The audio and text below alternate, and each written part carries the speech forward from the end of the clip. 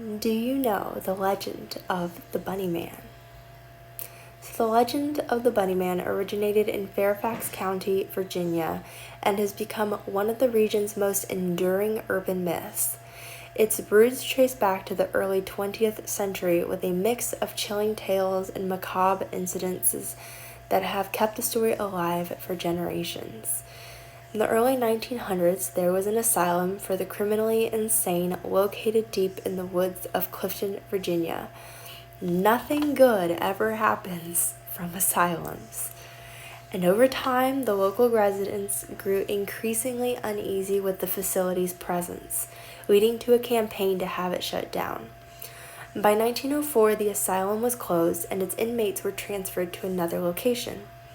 During the transfer, one of the transport vehicles crashed, allowing several inmates to escape into the surrounding woods.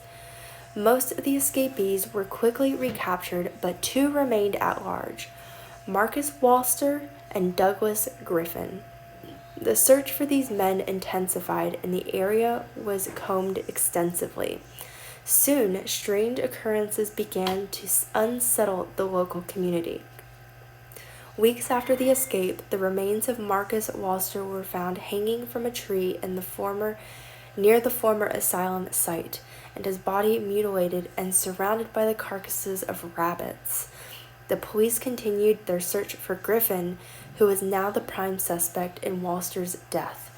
As the weeks turned into months, reports of skinned, half-eaten rabbits continued to emerge, often found hanging in a similar manner to Walster.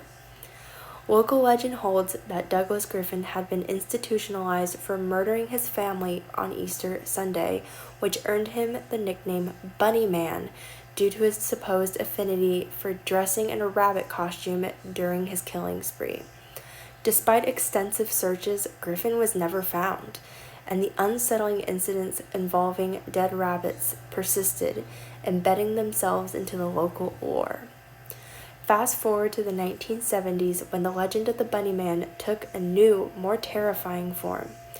In October 1970, reports emerged of a man dressed in a white bunny costume terrorizing residents.